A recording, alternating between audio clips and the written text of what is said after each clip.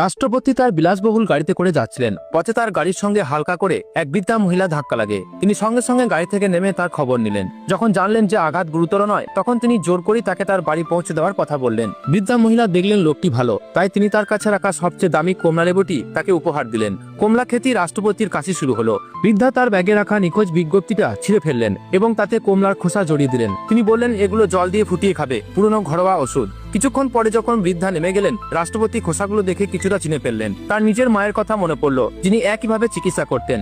তখনই তিনি পাশে পড়ে থাকা নিখোঁজ বিজ্ঞপ্তিটা দেখলেন, যেখানে একটা জেড লকেট আঁকা ছিল, সেই একই লকেট যা তার মা তাকে ছোটবেলায় দিয়েছিলেন। তার সন্দেহ হলো এই বৃদ্ধাই হয়তো তার হারানো মা। তিনি তৎক্ষণাৎ তার সহকারীকে ওই মহিলার তথ্য জোগাড় করতে বললেন। এদিকে বৃদ্ধা বাড়ি পৌঁছেছিলেন। তার দুই ছেলেই তাকে দেখাশোনা করতে অস্বীকার করলো। তিনি বড় ছেলেকে বললেন যেন অন্তত আর এক রাত থাকতে দেন, কিন্তু পুত্রবধূ তার জিনিসপত্র বাইরে ফেলে দিল। দুই ভাইয়ের মধ্যে মাসে মাসে পাড়া করে মাকে রাখার চুক্তি ছিল। ছোট ছেলেকে একদিন বেশি রাখতে হচ্ছিল, কারণ সেই মাসে 31 দিন ছিল। বৌমা প্রতিবেশীদের ডেকে অভিযোগ করলো যে তিনি বাড়ি বেচে ছেলে পড়াশোনা করিয়েছেন, অথচ এখন সেই ছেলেই মায়ের সঙ্গে একদিনও থাকতে চায় না। ছোট ছেলে লিখিত চুক্তি দেখালো, যদি মা কারো বাড়িতে গিয়ে ওজন কমিয়ে ফেলেন তবে তাকে আরো একদিন রাখতে হবে। সে ওজন মাপার মেশিন নিয়ে এলো। বড় ছেলে ভয় পেল যে মা সত্যি ওজন কমিয়ে ফেলেনি তো।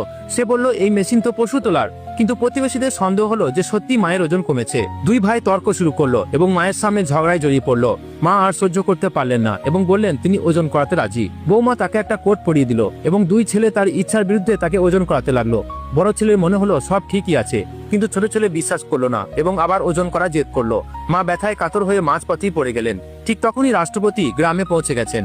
তিনি মায়ের বাড়ির দিকে এগোচ্ছিলেন। এমন সময় প্রতিবেশী তাকে থামিয়ে বলল, এটা তাদের পরিবারের ব্যাপার, আপনি মাঝখানে পড়বেন না। পরের অংশের জন্য তাড়াতাড়ি সাবস্ক্রাইব করে নাও।